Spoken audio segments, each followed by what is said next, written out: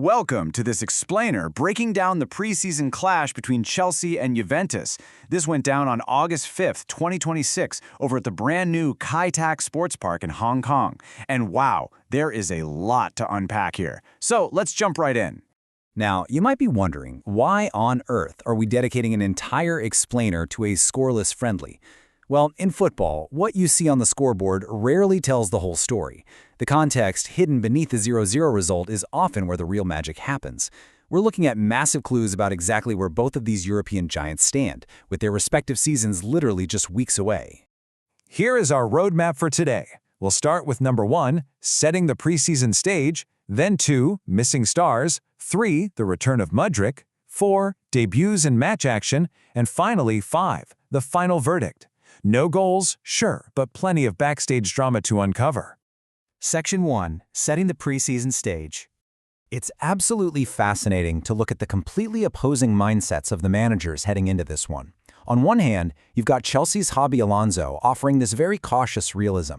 He openly admitted his squad is, quote, not where we want to be, for sure, and he's treating this purely as a useful test. On the flip side, you have Juventus manager Luciano Spalletti, who is all gas, no brakes. Coming in unbeaten with wins over Standard Liège and Nice, Spalletti boldly declared his team cannot afford a slow start. He wanted to see his guys go toe-to-toe with top Premier League competition right now. Section 2. Missing stars. For Chelsea, the matchday squad was missing 2 absolutely massive pieces of the puzzle. Talisman Cole Palmer and vital center-back Levi Colwill were nowhere to be found. Alonso actually left them out entirely as a precaution.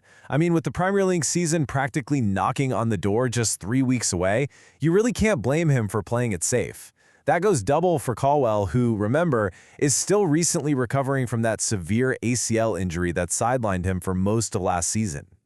But man, you can really feel the frustration from Cole Palmer. He admitted he was obviously disappointed not to play because of a slight issue, though he made sure to shout out his love for the fans and the amazing support in Hong Kong. He just played 80 minutes against Tottenham a few days before, so sitting this one out on such a grand stage definitely stung. For us, though, this absence really hits the nail on the head regarding one big takeaway. Chelsea is heavily reliant on Palmer.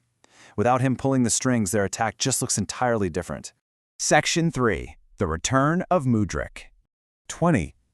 Just let that number sink in for a second. 20 months on the sidelines from Mykhailo Mudryk. He hadn't played a competitive match since November 2024 after an adverse finding for the banned substance meldonium. That is almost 2 entire years completely out of the game for a young player who should be right in his prime. But finally, his case was resolved. He was officially cleared by the FA just days prior to this match, and his return was pure cinematic perfection. When they flashed his face on the stadium's big screen, the Hong Kong crowd just erupted. We're talking an incredible, roaring reception. And during the warm-ups, the stadium PA system started blasting Elton John's I'm Still Standing. I mean, you literally couldn't script a better moment of redemption. Absolute goosebumps. Alonso was clearly moved too, saying they were thrilled Misha could be with them, and that seeing his smile and that great feeling of being back was huge.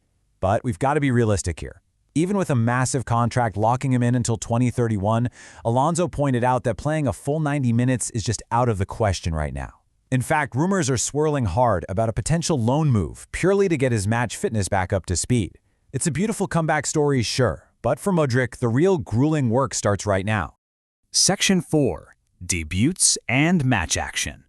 Let's dig into the tactics and look at the new faces in Chelsea's 4-2-3-1 formation.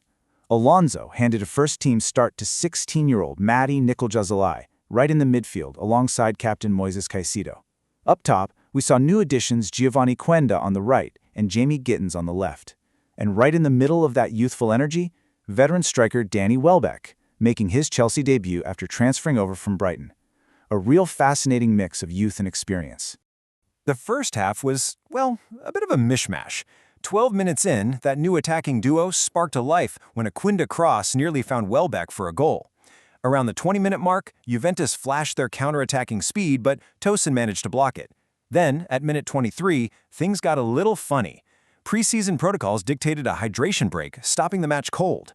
The crowd loudly booed this, which makes total sense when you realize Kai Tak Stadium is fully air-conditioned.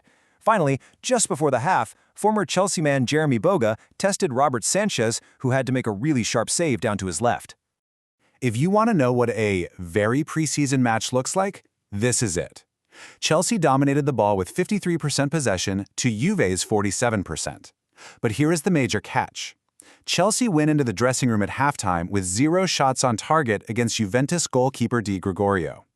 All that time on the ball, but they completely lacked that final, cutting edge in the final third. After the break, Alonso shuffled the deck. He brought on Esteva William, Mamadou Sarr, and Nicholas Jackson.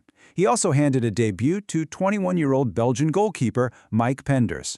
And get this, Chelsea has so much confidence in Penders' potential that reports say they aren't even shopping for another keeper. Out on the pitch, Jackson immediately injected some much-needed urgency, aggressively driving into the penalty area. Over on the Juventus side, Arkadiusz Milik let a super dangerous long-range effort fly that narrowly missed the post. But still, nobody could break the deadlock. Section 5. The final verdict.